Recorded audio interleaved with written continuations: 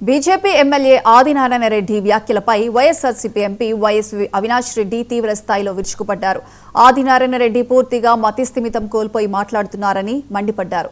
రాజకీయంగా ఎదుగుతున్న కాలంలో ఆదినారాయణ రెడ్డికి వైఎస్ కుటుంబమే కొండంత అండగా నిలిచిందని, నేడు ఆ మేలు మర్చిపోయి ఆయన రెచ్చిపోవటం సిగ్గుచేటని ధ్వజమెత్తారు. అధికారం ఉంటే ఆదినారాయణ, లేకపోతే నిక్కర్ నారాయణ అంటూ అవినాష్ రెడ్డి ఘాటుగా విమర్శించారు. మనిషివేనా నువ్వు? ఇన్నిసార్లు ఎమ్మెల్యేగా పనిచేసినావు, గతంలో పంతులుగా పనిచేసినావు. రాజశేఖర రెడ్డి గారి కుటుంబం పెట్టిన భిక్షణని రాజకీయ జీవితం. ఒకప్పుడు హైదరాబాద్ నుంచి నీ ఊరికి పోవాలంటే, గుండ్లకుంట మీద పోవాలంటే నువ్వు భయపడేవాడివి. అప్పట్లో రామ్ సుబ్బారెడ్డి అనే వాళ్ళ చిన్నాన్న స్వర్గీయ శివారెడ్డి గారి దాటికి నువ్వు భయపడేవాడివి. భయపడి మైలుగురి నుంచి చుట్టుకొని పోయేవాడివి నువ్వు.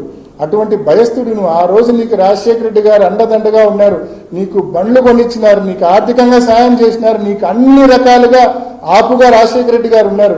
నువ్వు గతం మరిచి, నీకు రాజకీయ భిక్ష పెట్టిన రాజశేఖర రెడ్డి గారిని మరిచి ఆ కుటుంబాన్ని నువ్వు విమర్శిస్తే అది రోజు రోజుకు నీ పతనానికి నాంది పలుకుతుందని చెప్పి ఆదినారాయణ రెడ్డికి కూడా నేను తెలియజేస్తా ఉన్నా.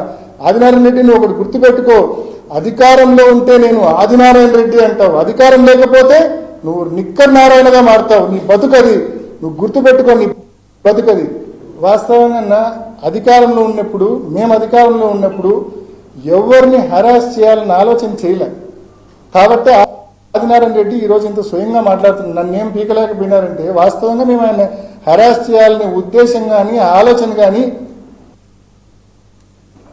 ఆయన గురించి ఎక్కువగా ఊహించుకుంటా ఉండొచ్చు, కానీ మేము ఆయన గురించి ఏ రోజు ఎక్కువగా ఊహించుకోలే.